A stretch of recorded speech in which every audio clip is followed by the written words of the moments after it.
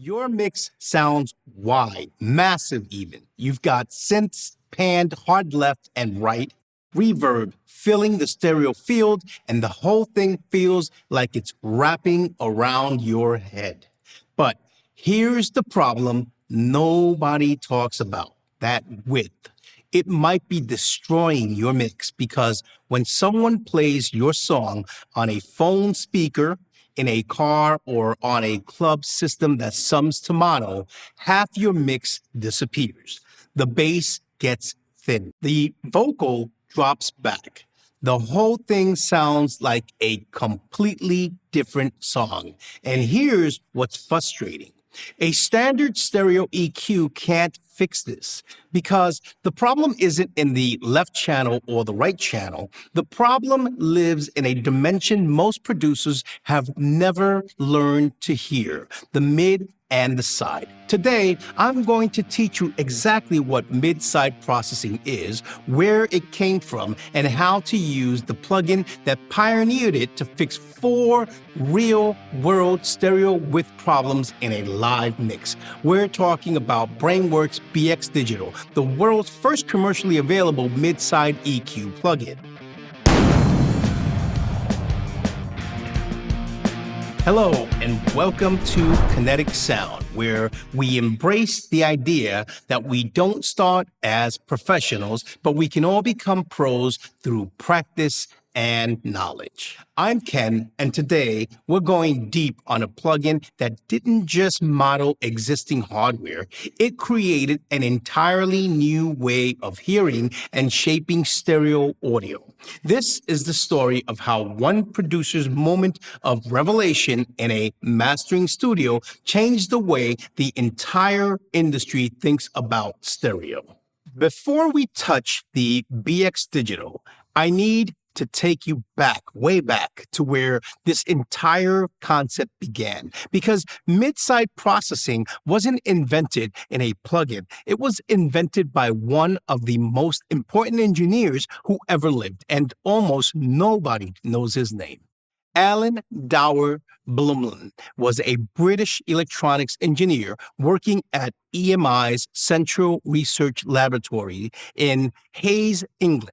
In 1931, after attending a film screening where the actor's voice came from one side of the theater while the actor walked across the screen to the other side, Blumlein turned to his wife and said, "I've found a way to make sound follow actors across the screen." What he had conceived in that single moment was stereophonic sound.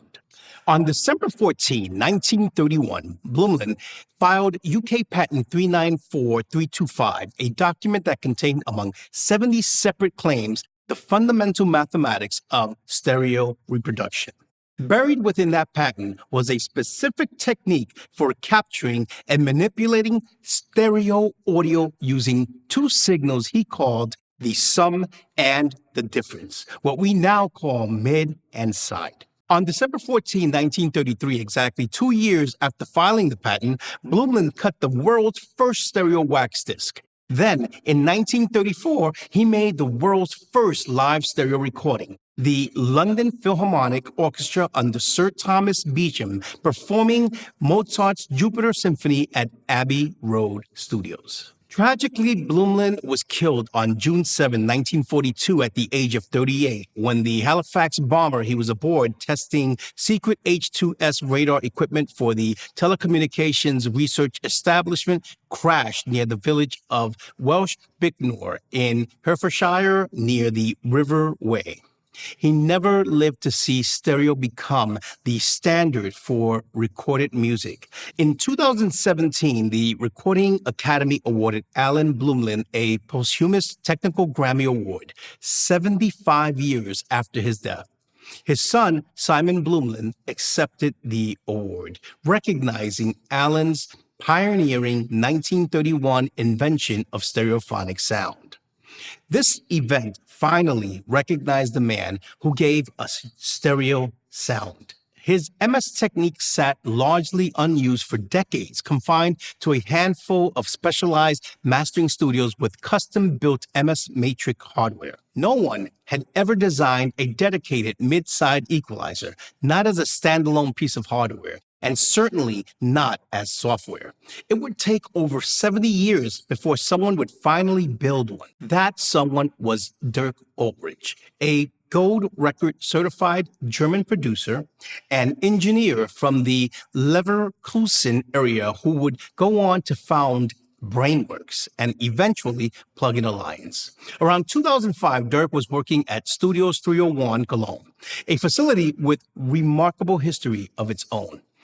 Originally founded in Sydney in 1926, Studios 301 was purchased by Tom Misner, founder of the SAE Institute. In March 2001, Misner rebranded his Cologne facility from Sound Studio N to Studios 301 Cologne, creating a European outpost of the legendary Australian studio. Dirk had rented a studio in the building from the local SAE owner, and one day he brought a burned CD of one of his mixes into the 301 mastering room to hear it on their reference system. What happened next changed everything. The mastering engineer at 301 ran Dirk's stereo mix through an MS Matrix and soloed the side channel, the difference signal. Instantly, the lead vocals vanished. The kick drum disappeared. The bass dropped out. Everything that had been sitting in the center of the stereo field was gone. And what was left was pure stereo information. The wide reverbs, the panned guitars, the ambient space. Dirk was, in his own words, completely blown away. He had never heard his own music separated this way. He could hear problems in the stereo field that were completely invisible in a standard LR listening mode. Width issues, phase problems, frequency buildups that only existed in the sides. Dirk went home and started researching MS processing obsessively. He discovered that while a handful of high-end mastering studios had custom analog MS Matrix hardware, no one had ever built a dedicated MS equalizer, hardware or software, that was commercially available to working engineers. So he decided to build one. Dirk partnered with Mazan Murad, a veteran mastering engineer at Metropolis Studios London, whose credits include Bajork, Groove, Armada, DJ Shadow, and MIA. Together, they designed an analog hardware mastering system called the Modus Equalizer, consisting of two separate units.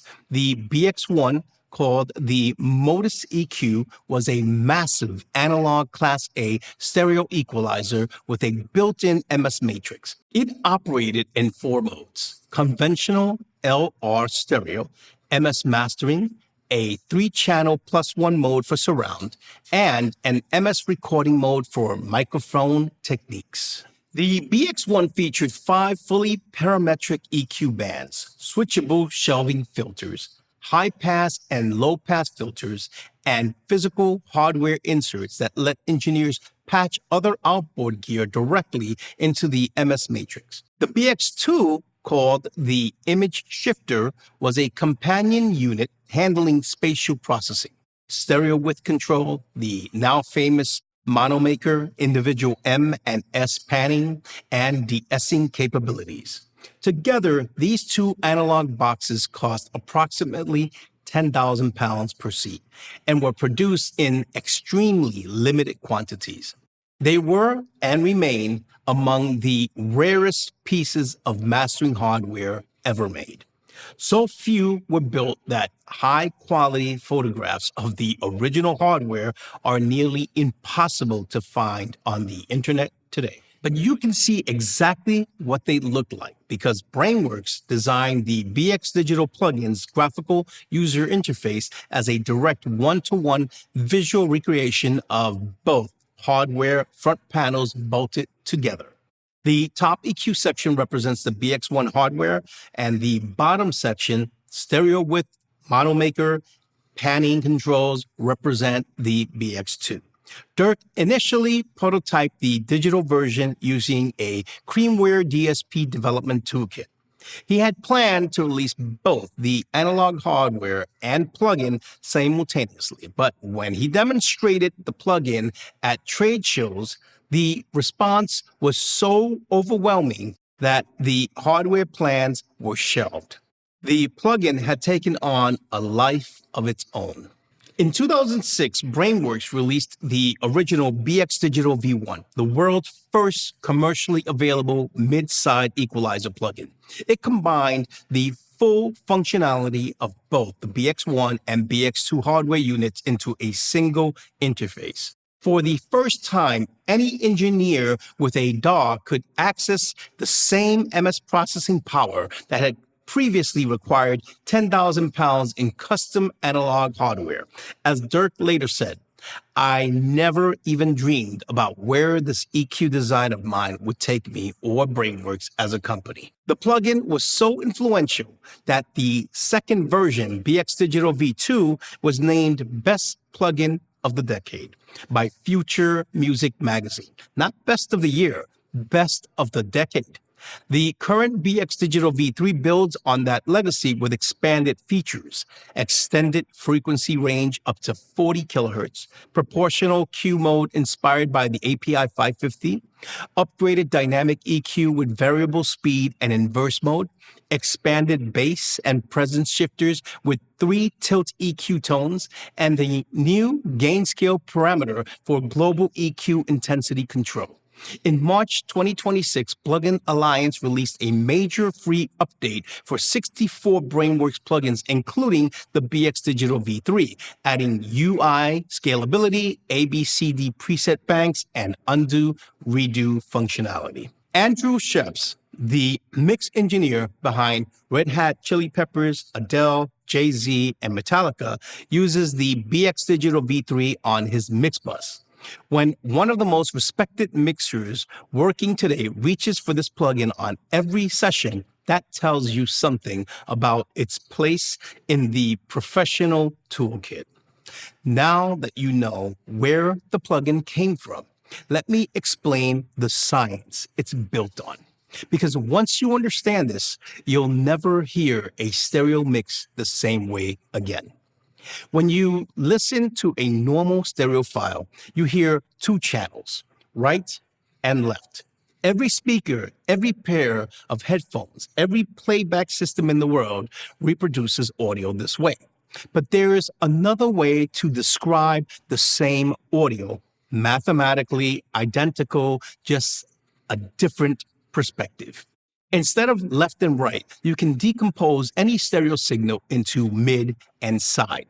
The mid signal, also called the sum, is everything that is identical in both the right and left channels. It's what you'd hear if you summed the stereo signal to mono. This is where your lead vocals, kick drum, bass, snare, basically anything panned to center lives. The side signal, also called the difference, is everything that is different between the left and right channels. This is where your wide reverbs, stereo synths, hard panned guitars, room ambience, anything that creates the sensation of width lives. The math is elegantly simple. Mid equals left plus right divided by 2, and side equals left minus right divided by 2. And to get back to LR, left equals mid plus side, right equals mid minus side. This is lossless, perfectly reversible transformation. No information is lost. You're simply looking at the same audio from a different angle, like rotating a photograph 90 degrees. Here's why this is so powerful. With a standard LR EQ, if you boost 3 kilohertz to bring out the vocals, you're boosting 3 kilohertz in the entire stereo field, including wide guitars, the pan synths, and everything else that happens to have energy at 3 kilohertz. You can't separate them. With an MSEQ like the BX Digital, you can boost 3 kilohertz only in the mid channel, lifting the vocals and snare without touching anything pan wide. Or you can cut 3 kilohertz only in the side channel, reducing harshness in the stereo elements without affecting the central at all. This is like having surgical access to the center and edges of your stereo field as 2 independent channels. A standard EQ gives you left, right. An MSEQ gives you center, width. And here's the critical insight that ties everything together.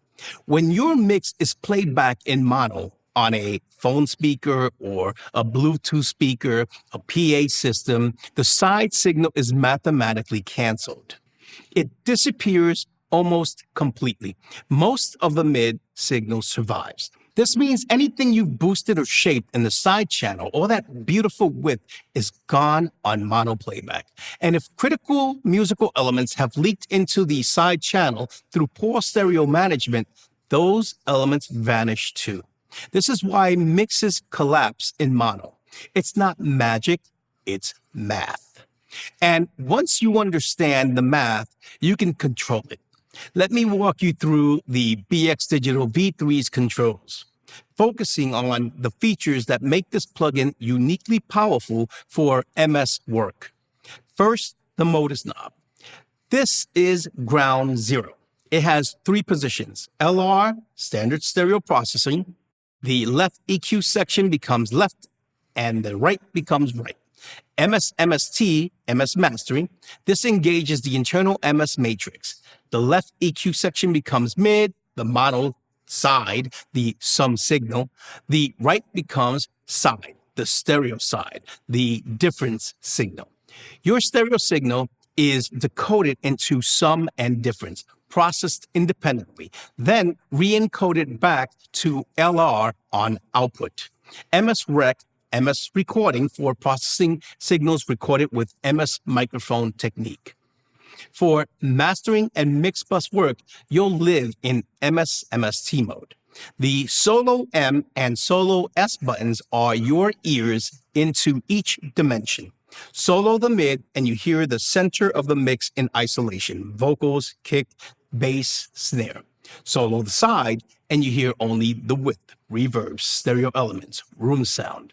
This is exactly what the mastering engineer did for Dirk Ulrich at Studios 301. And it's just as revelatory today. Press Solo S on your mix right now.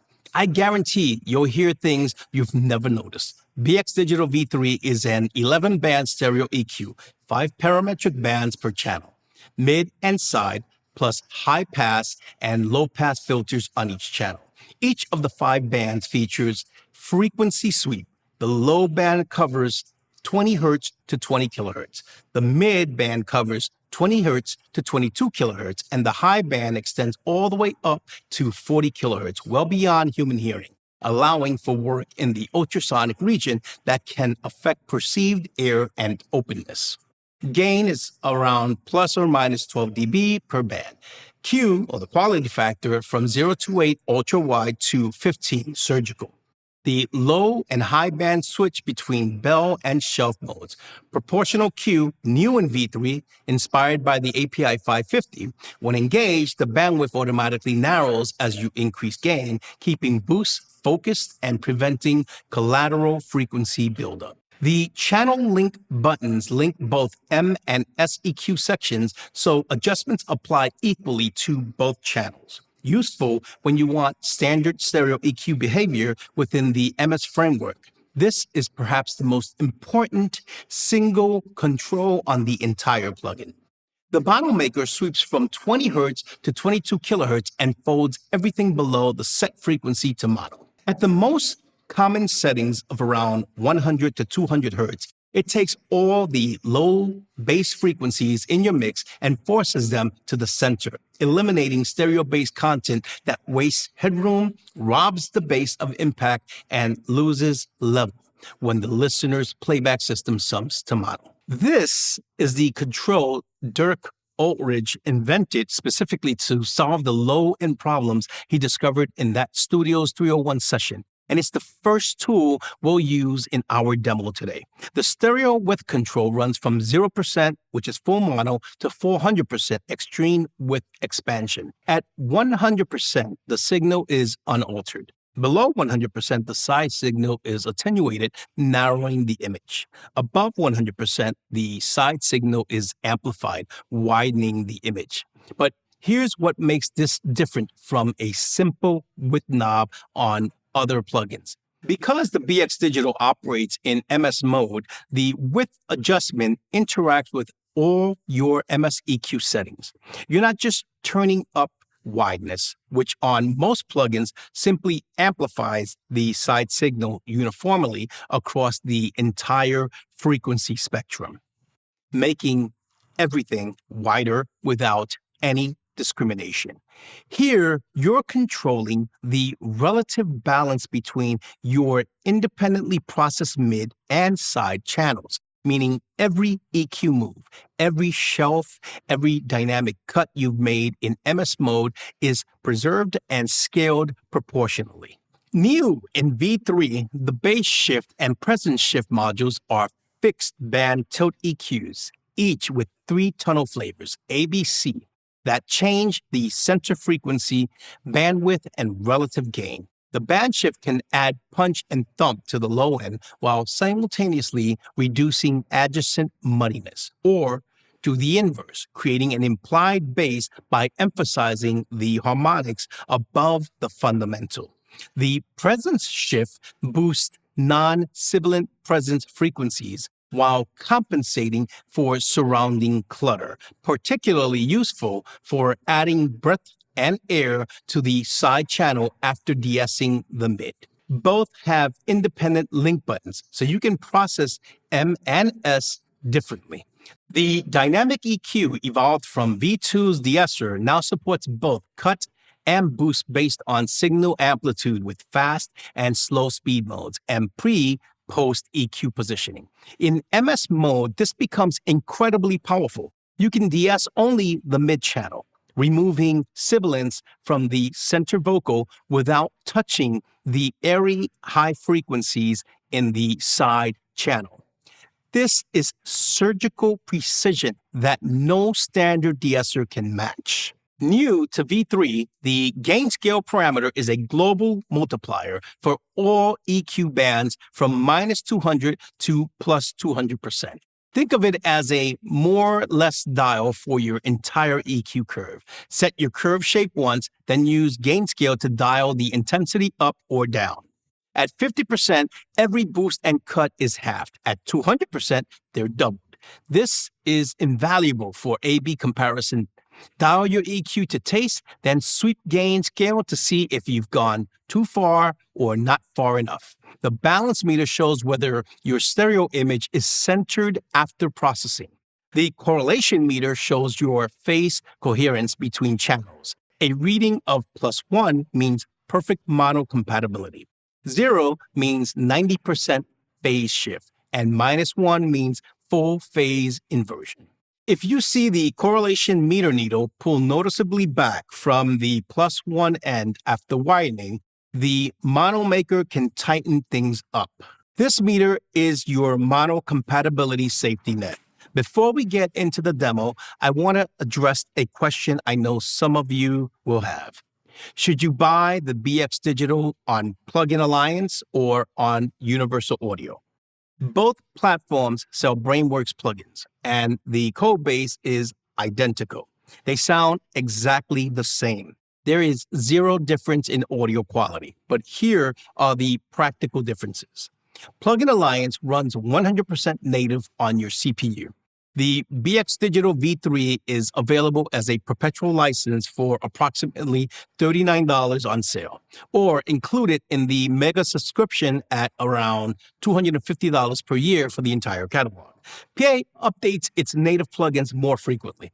The March 2026 update with UI, scalability, and ABCD presets hit PA first. The UID version runs approximately $150. However, as of right now, there is no UADX native version of the BX Digital, meaning you'd need Apollo hardware to run the UAD version. Here's my recommendation. The BX Digital is a mastering and mix bus tool. You're not tracking live instruments through it. Latency is irrelevant. The native Plugin Alliance version at a fraction of the price is the smart choice for this specific plugin.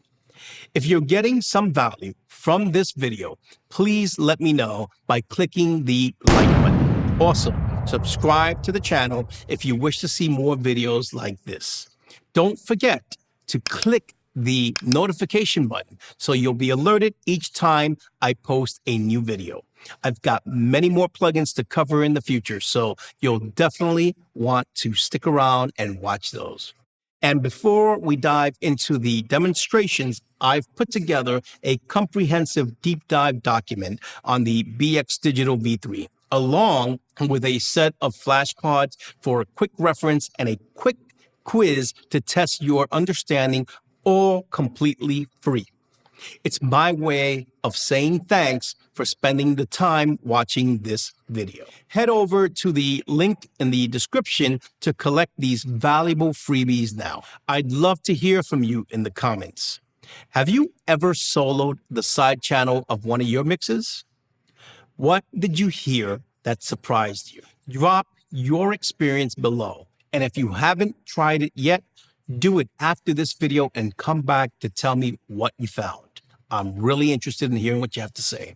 So now that you have all of the details of what the controls do, let's bring up the plugin on screen and dive into the demonstration. I'll play music through the BX Digital V3 and show you exactly how these controls affect the audio signal in real time. Watch as I adjust the parameters. I'll focus on the specific values, explain what those numbers mean technically, and show you why they matter for mastering this tool.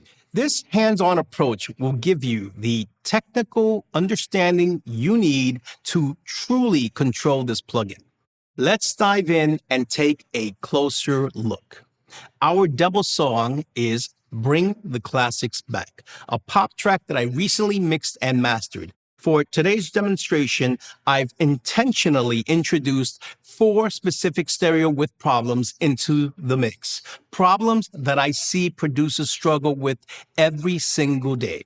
We're going to fix each one using the BX Digital V3. Here's the setup. I have the Ableton Mix project with the mixed song incorporating the problems we're going to fix, and a separate Ableton mastering project where the exported mix wave is loaded for processing.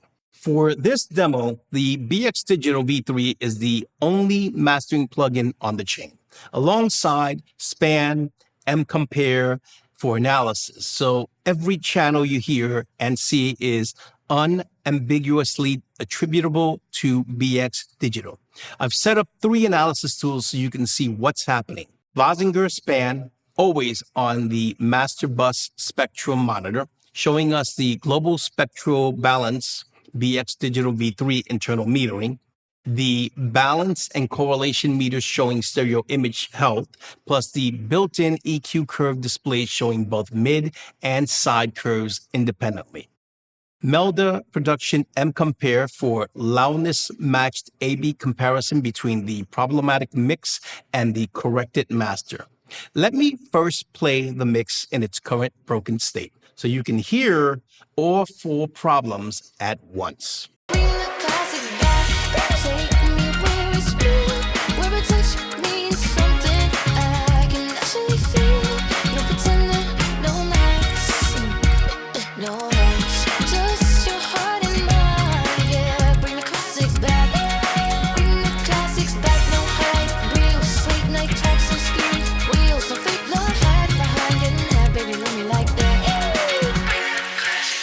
Sounds okay at first listen, right?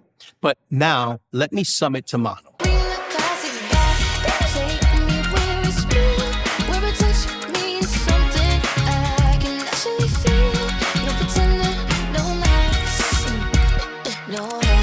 Just your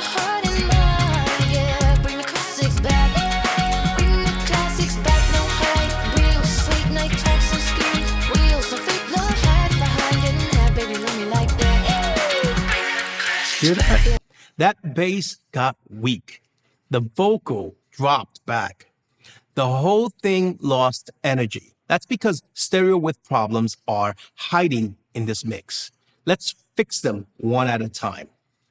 Our first problem, and the most common MS issue I encounter, is stereo content in the low frequencies.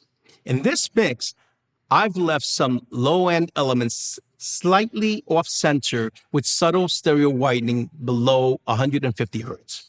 On headphones and in stereo, this might sound big and full, but on a mono playback system, the side component of that low end collapses to zero, and the bass energy that was living there disappears with it. The result is thin, unfocused bass. Let me solo the side channel first so you can hear the low end content that shouldn't be there.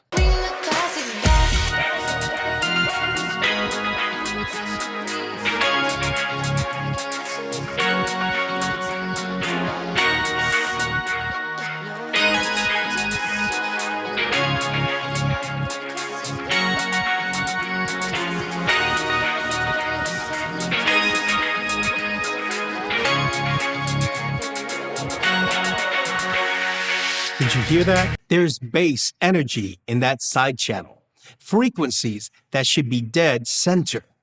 That's our first problem. And here's the fix. I am engaging the mono maker and starting at 120 hertz, the conventional starting point for most mastering engineers. That's what they typically reach for. Now, everything below 120 hertz folded to mono is the simple version. Let me give you the real engineering because it's more interesting. And it'll change how you read every spectrum analyzer from now on. The mono maker is a crossover filter, not a brick wall. The 120 hertz setting is the crossover corner frequency, the point where the filter starts taking over. Brainworx uses a smooth crossover slope, roughly 12 to 24 dB per octave. Linkwitz Riley style, because brick wall filters cause audible artifacts like pre-ringing and transient smear. Nobody wants that on their master bus. So let me hit Solo S again and listen to what's actually still leaking into the sides at 120 hertz.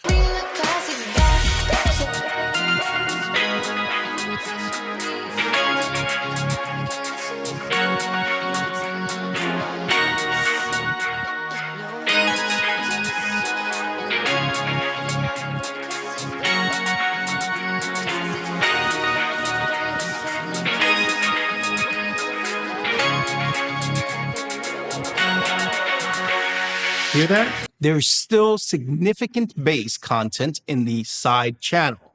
And looking at the correlation meter, the needle barely moved. So what's going on? Here's the thing that doesn't get talked about enough. The corner frequency you need depends entirely on your mix. When people say set the mono maker to 120 hertz, they're giving you a starting point, not a universal answer. Pro mastering engineers treat the mono maker as a broad stroke tightening tool, not a surgical scalpel. The job at this stage in the chain isn't to fix every stereo problem, it's to lock down the phantom center bass region so the rest of the mix has a solid foundation. The surgical work happens later with the mid-side EQ, and that's exactly what we're going to do in problems 2 through 4. The unwritten rule: take only what the mix actually needs and never more. Here's why that matters. From 20 to about 120 hertz, you've got sub-bass fundamentals. Kick body, 808 subs, content listeners can't really localize anyway, and almost always intended to be mono. Monoing this region is essentially free. From 120 to 200 hertz, you're into bass guitar fundamentals, kick, upper body, low piano roots, still almost always intended to be mono, nearly free. But from 200 to 300 hertz, you start hitting the growl of the bass guitar, doubled rhythm guitar, low body, synth pad warmth. That's where intentional stereo width on the rhythm section often lives. Mono this zone wholesale, and you start losing the dimensions that make a master sound expensive. Real cost. And above 300 hertz, acoustic guitar body, vocal lower chest resonance, drum overhead low end. Monoing here will audibly shrink your mix. Pros almost never go there with the mono maker. They reach for side channel EQ surgery instead. High cost. So I've got a starting point at 120 hertz, but with my mix, it needs more. Watch what happens when I dial the mono maker up. I'm hunting for the highest frequency I can use without crossing into that territory that costs me intentional width.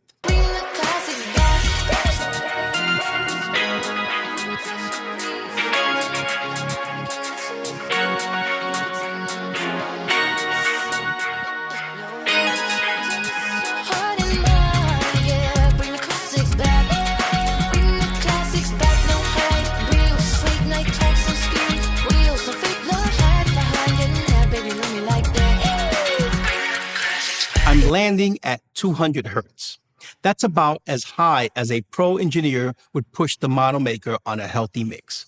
High enough to catch the upper bass region that was leaking into the sides, but low enough to leave the rhythms section's intentional width intact. Now, let me A/B against the reset state. Mono maker bypass versus engaged at 200 hertz, and watch the correlation meter.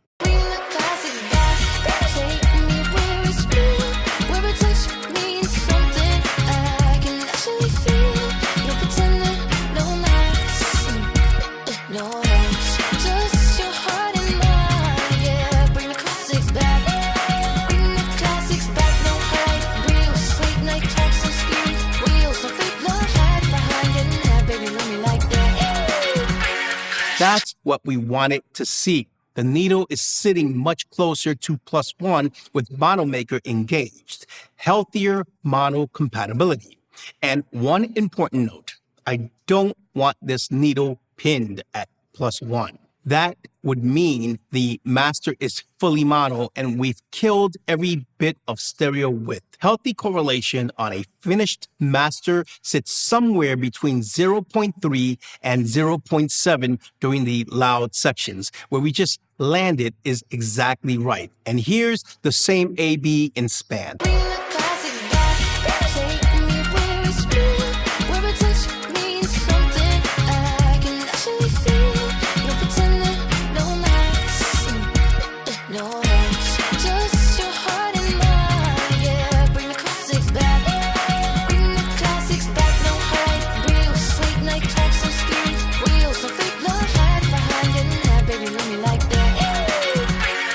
Look at that.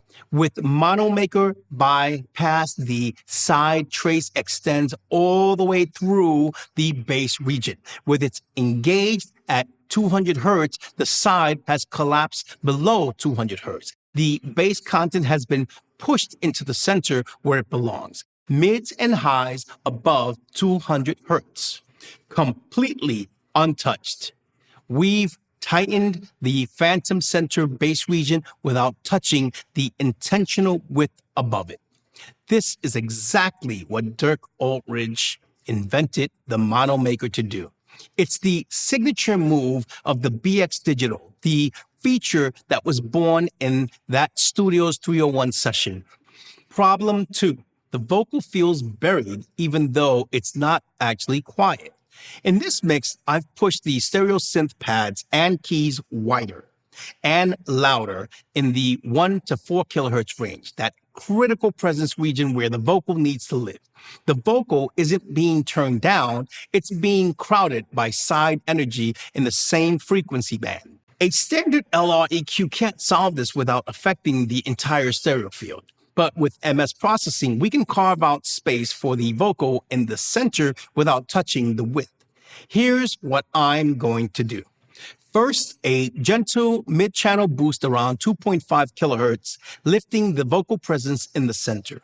Second, a subtle side channel cut at the same frequency, reducing the competing energy in the stereo elements. Watch the BX Digital as I set this up. I'm working on the MIDI EQ section for the boost, then switching to the side section for the cut. The auto solo feature lets me hear each channel independently as I adjust.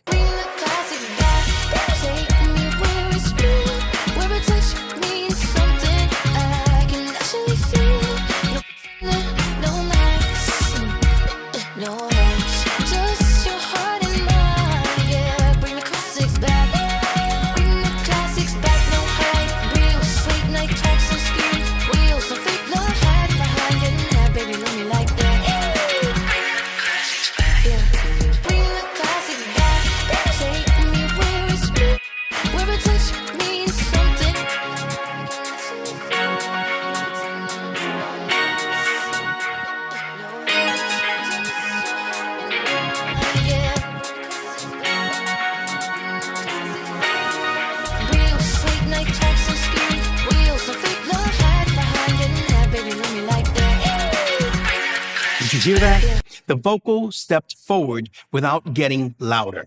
The wide elements moved back without getting quieter.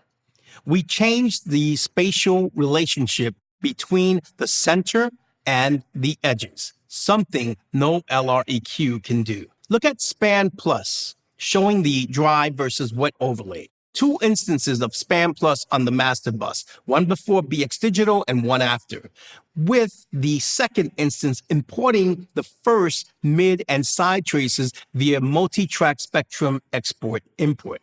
You can see the mid channel has been gently lifted in the presence region, while the side channel has been slightly reduced. Two surgical moves, one clear vocal. Problem 3, the stereo field feels harsh and fatiguing, especially on headphones. Now, before we look at the spectrum, a quick note on analyzer settings, because the right view depends on what you're trying to diagnose. Up until now, I've been using Span in RT average mode, the running average of energy in each band.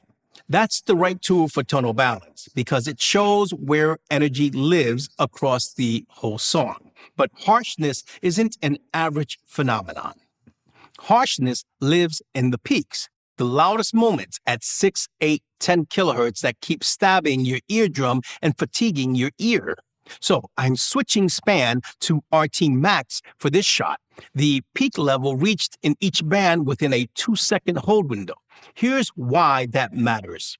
In RT average, the mid channel will always win the high frequencies because mid content, vocal sibilance, snare crack, centered hats, kick top plays constantly across the song. Side content, wide synths, keys, airy layers play intermittently. It loses the average gain. But in RT Max, that script flips. Sustained wide synths content boosts at 6 to 10 kilohertz, produces consistent peaks. Transient mid content like sibilance produces brief peaks. RT Max catches the side sustained peaks at their true level, while mid only gets credit for its quick transients. The gap closes and we can finally see what we're hearing. Right tool, right job. I've boosted the high frequencies on the widest stereo elements, synths, hi-hats, airy layers. And in this peak view, you can see the side channel sitting right up there alongside mid at 6 to 10 kilohertz. Sizzly, aggressive. That's the harshness made visible. The instinct would be to reach for a high shelf cut on a master bus, but that would dull the vocal presence, the snare crack, and the central detail along with it. Instead, I'm applying a side channel high shelf cut starting around 8 kilohertz. This tames the brightness in the stereo edges while leaving the center where the vocal air and snare snap lives, completely untouched. Hear the difference.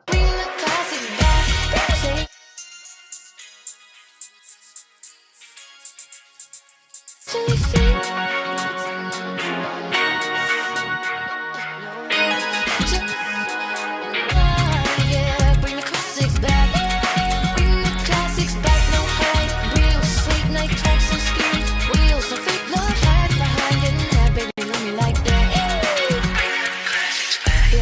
harshness is gone, but the mix doesn't sound dull. The center retains all of its clarity and detail. We only darkened the edges. Now, one more move before we leave problem 3. The static shelf has the sustain sizzled handle, but listen to what's still peeking through and competing with the vocals. We have a tonky section poking up through the mix when the transients peak.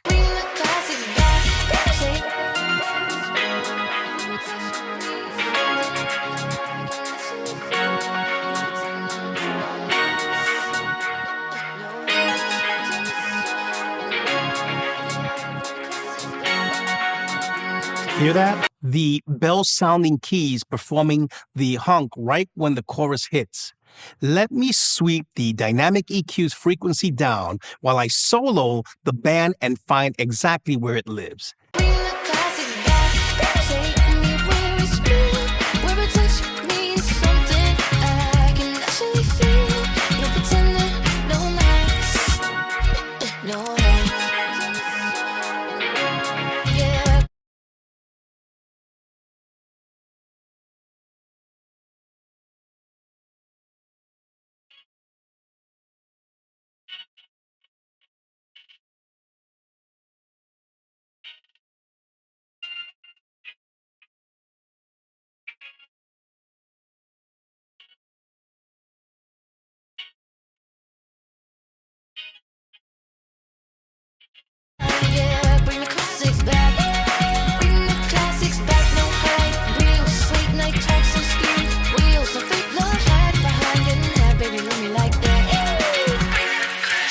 Here it is, 3 kilohertz, the Fletcher-Munson sensitivity peak. Your ear is more sensitive in this band than anywhere else on the spectrum, which is why even a modest amount of side energy here feels disproportionately in your face, and here's where it came from. Remember the wide keys we cut at 2.5 kilohertz back in problem 2?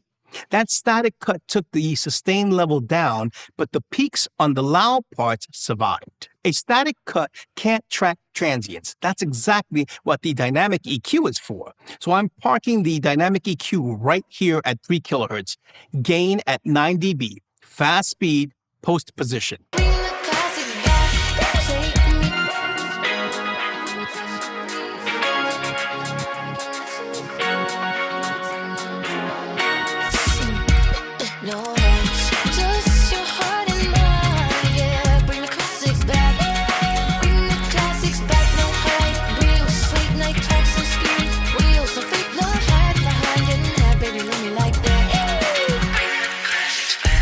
The verses stay open. The chorus stops stabbing. Static EQ for sustained energy, dynamic EQ for the peaks. That's how pros stack these moves. Now, for the moment of truth. All 3 of our individual fixes, bass centered with the mono maker, vocal lifted in mid with side presence cut, harshness tamed in the side high frequencies, have been working together. Let's see if the cumulative result passes the most important test in professional audio, mono compatibility. I've loaded mCompare with 2 references. A, the broken mix or 4 problems present, no BX Digital, and B, the corrected master, BX Digital V3 engaged with all our fixes. Both are loudness matched by mCompare to eliminate the louder equals better bias. First, let's compare in stereo.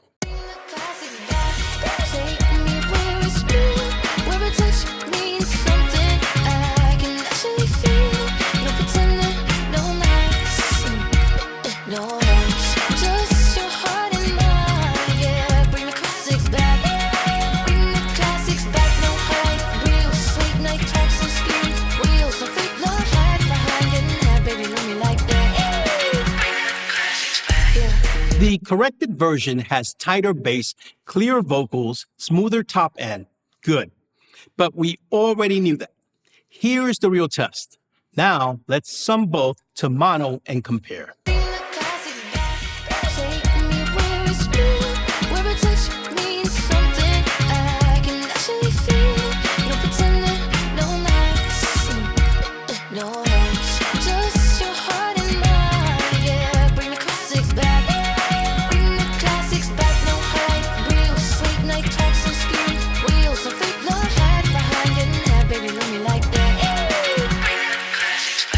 Hear that? How the broken mix in our mono got cluttered and smaller. The vocals pulled back. The high mids got honky. That stereo image collapsed inward. The corrected version in mono stays open and intentional. The bass holds because it's already centered. The vocals stay clear because the side content was tamed before it could collapse onto them. And one more demonstration. Let me press M Compare's diff button. This is the little difference between the broken and corrected signal. Everything you're going to hear right now is what BX Digital is doing. That's the difference MS processing makes when your listener is on a phone speaker.